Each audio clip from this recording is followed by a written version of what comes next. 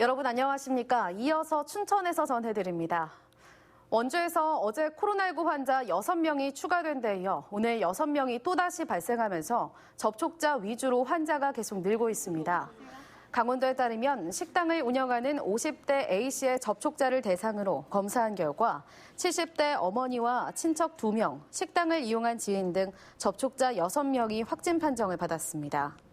첫 확진자인 A씨의 감염 경로는 아직 밝혀지지 않았습니다.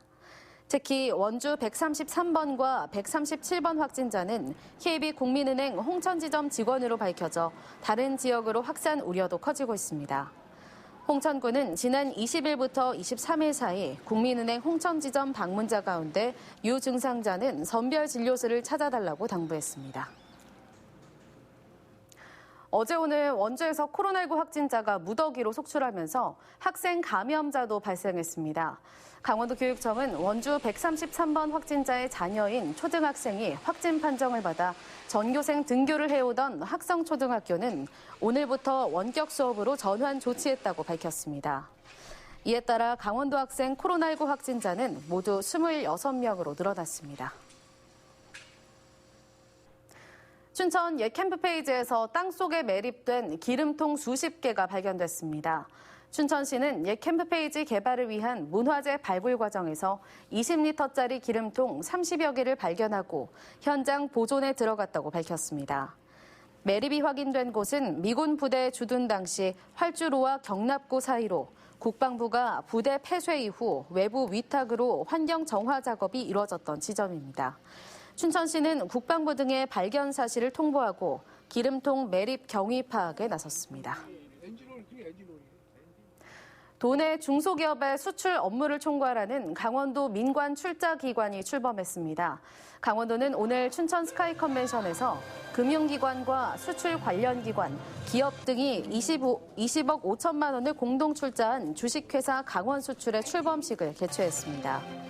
이어 도내 업체가 생산한 김치와 파프리카 등 58개 품목 2억 9천만 원 상당의 수출 상품을 컨테이너 넉 대에 싣고 미국과 일본, 러시아와 대만 등 4개 나라로 수출하는 선적식을 열었습니다.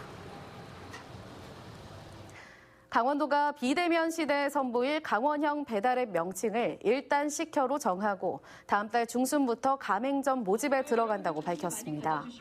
강원형 배달앱 일단 식혀는 기존 배달앱과 차별화된 서비스를 제공한다는 의미가 담겨 있고 오는 12월까지 가맹점 모집과 배달앱 시험을 거쳐 속초 정선을 시작으로 본격 시행됩니다.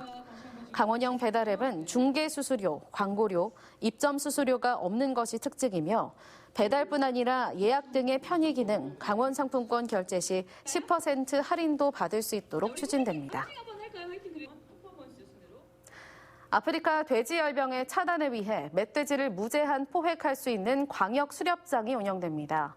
강원도는 아프리카 돼지열병이 발생한 접경지역 이남의 5개 시군인 강릉, 홍천, 횡성, 평창, 양양에 오는 12월 14일부터 내년 3월 31일까지 광역 수렵장을 운영한다고 밝혔습니다.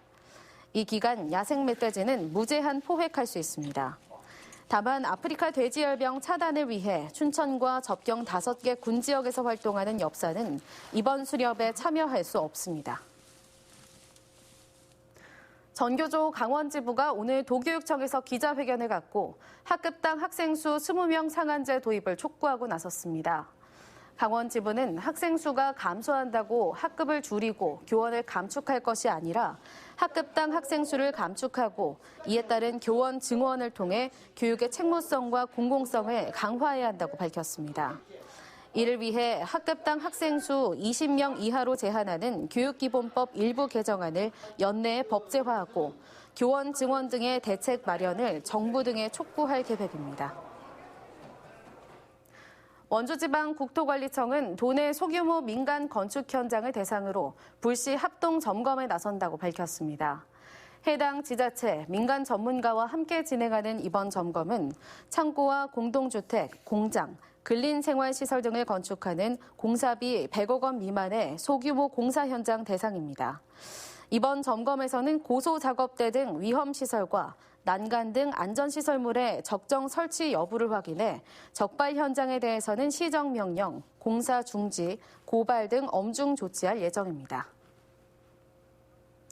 화기 사용이 늘어나는 겨울철을 앞두고 농어촌 민박과 관광시설에 대한 안전 점검이 펼쳐집니다. 화천군은 올 연말까지 농어촌 민박 216곳과 관광농원 7곳, 농촌체험 휴양마을 7곳에서 사용하고 있는 전기와 가스 시설에 대한 일제 안전 점검에 나섰습니다. 지금까지 춘천에서 전해드렸습니다.